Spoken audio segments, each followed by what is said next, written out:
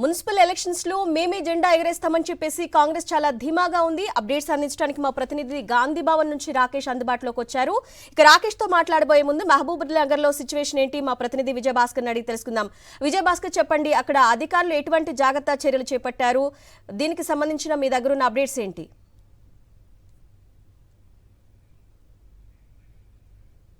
ఉమ్మడి పాలమూరు జిల్లాలోని మహబూబ్ నగర్ కార్పొరేషన్తో పాటు 20 మున్సిపాలిటీలకు మరి కాసేపట్లో ఎన్నికలకు సంబంధించినటువంటి కౌంటింగ్ ప్రారంభం కాబోతుంది. ఇందుకోసం అధికారులు విస్తృతమైనటువంటి ఏర్పాట్లు చేశారు. ఎలాంటి తప్పులు జరగకుండా ఇప్పటికే ఎవరైతే కౌంటింగ్ చేసేటువంటి కౌంటింగ్ సూపర్వైజర్తో పాటు 2 అసిస్టెంట్స్ ఉంటారో వాళ్ళకు శిక్షణ కూడా ఇవ్వడం జరిగింది. ఇక్కడ ఎలాంటి ఇబ్బందులు కలగకుండా ఉండేందుకోసం కావాల్సినటువంటి అన్ని ఏర్పాట్లు చేయడం జరిగింది. ముఖ్యంగా మనం ప్రస్తుతం మహబూబ్ నగర్ జిల్లా కేంద్రంలో ఉండేటువంటి పాలమూరు యూనివర్సిటీలో ఉన్నాము.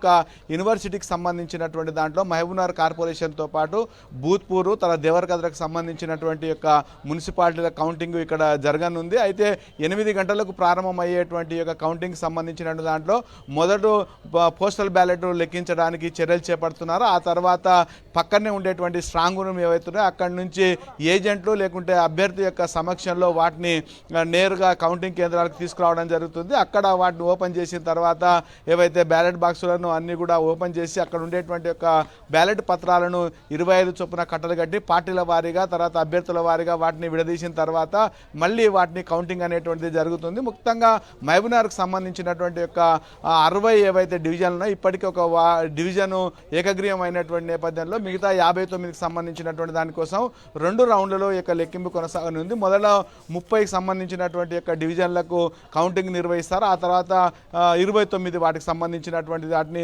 చేసేటువంటి అవకాశం ఉంది. ఇందుకొరకు అధికారులు విస్తృతమైనటువంటి ఏర్పాటు చేయడం జరిగింది. ఎలాంటి ఇబ్బందులు కలగకుండా కేవలము ఐడెంటిటీ కార్డు ఉండేటువంటి వాటిని మాత్రమే ఈ యొక్క కేంద్రాలకు అనుమతిస్తున్నారు. నిషేధమైనటువంటి ఏ వస్తువులను కూడా లోపలికి తీసుకురానివ్వడం లేదు. అయితే ఫలితాలు మాత్రం మధ్యాహ్నం తర్వాతనే వెలువడేటువంటి అవకాశం ఉంది. తక్కువ వార్డులు ఉండేటువంటి యొక్క ప్రాంతంలో మాత్రం కొంత మొదలు వచ్చేటువంటి అవకాశం ఉంది. ఇక నాగర్ కర్నూలు కానీ వనపర్తి గద్వాల నారాయణపేట జిల్లాలో ఉండేటువంటి వాటికి సంబంధించిన కేంద్రాలు కూడా అధికారులు గట్టి బందోబస్తు ఏర్పాటు చేసి యొక్క కౌంటింగ్ సంబంధించిన ఏర్పాట్లు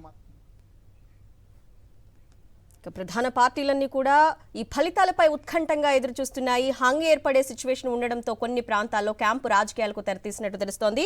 ఇక అప్డేట్స్ తెలంగాణ భవన్ నుంచి అందించడానికి మా ప్రతినిధి దిలీప్ కూడా జాయిన్ అయ్యారు. దిలీప్ తో మాట్లాడబోయే ముందు మనం రాకేష్ తో మాట్లాడదాం. రాకేష్,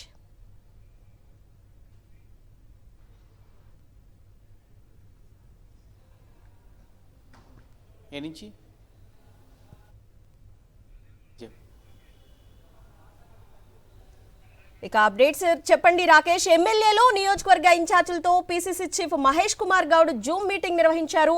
ఈ మీటింగ్ లో ఏం మాట్లాడారు? దీనికి సంబంధించిన అప్డేట్స్ ఏంటి? రైట్, ఇక బీజేపీ కూడా ఈ మున్సిపల్ ఎలక్షన్స్ లో పోటాహోటీగా ప్రచారం నిర్వహించారు. మేమే గెలుస్తామని చెప్పేసి అభ్యర్థులందరూ చాలా ధీమా వ్యక్తం చేస్తున్నారు.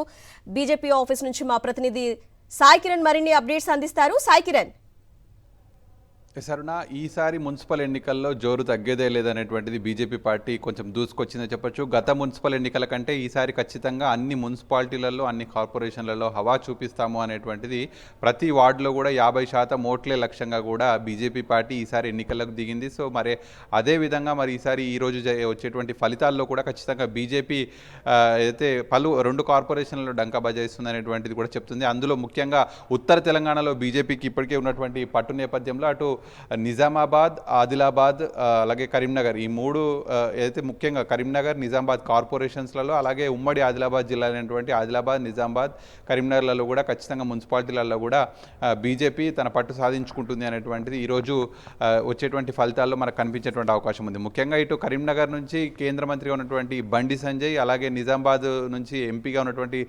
ధర్మపురి అరవింద్, ఈ 2 కార్పొరేషన్లలో మాత్రం ఖచ్చితంగా బీజేపీ మేయర్ పీఠంగా కైవసం కైవసం చేసుకుంటుంది అనేటువంటిది మొదటి నుంచి వాళ్ళు చెప్తున్నారు.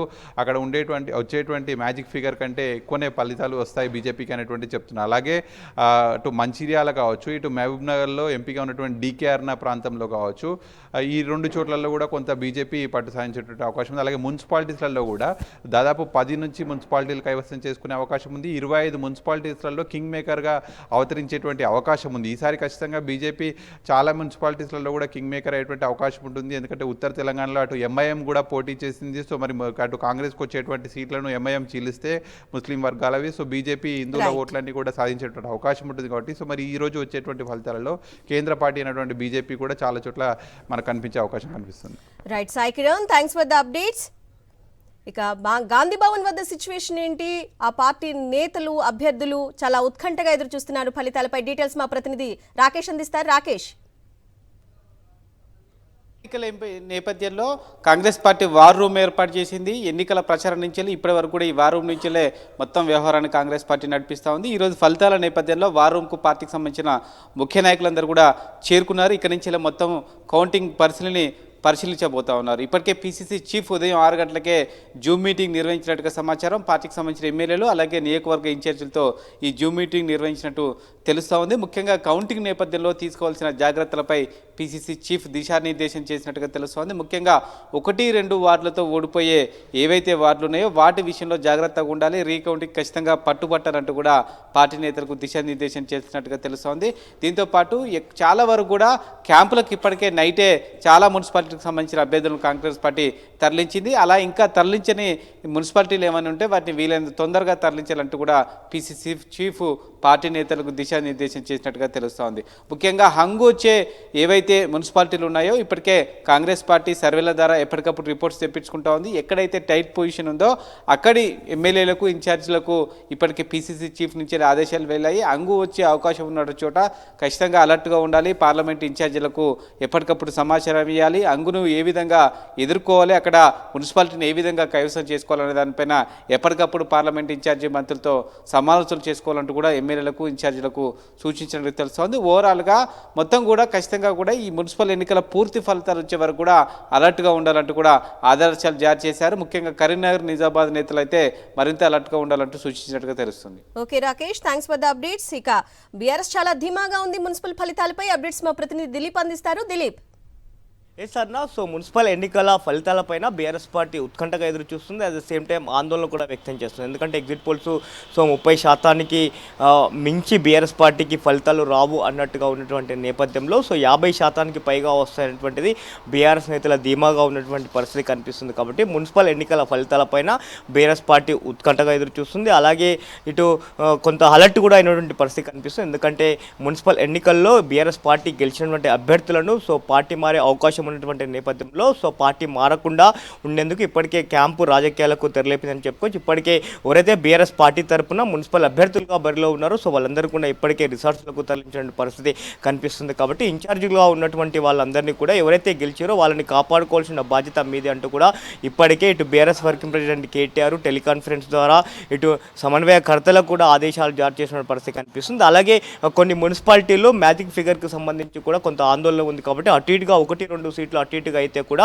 స్వతంత్ర అభ్యర్థులుగా బరిలో ఉన్నటువంటి వారికి కూడా గాలం వేయాలని ఇప్పటికే ఆదేశాలు జారీ చేశారు. స్వతంత్ర అభ్యర్థులు కూడా కొంతమంది బీఆర్ఎస్తో టచ్లో ఉన్నట్టుగా కూడా తెలుస్తూ ఉంది. మొత్తం మీద అయితే అత్యధికంగా మున్సిపాలిటీలు 30% పైగా మున్సిపల్ చైర్మన్లను చేజెక్కించుకోవాలి అనేటువంటిది అయితే బీఆర్ఎస్ ప్లాన్గా కనపడుతుంది అన్న.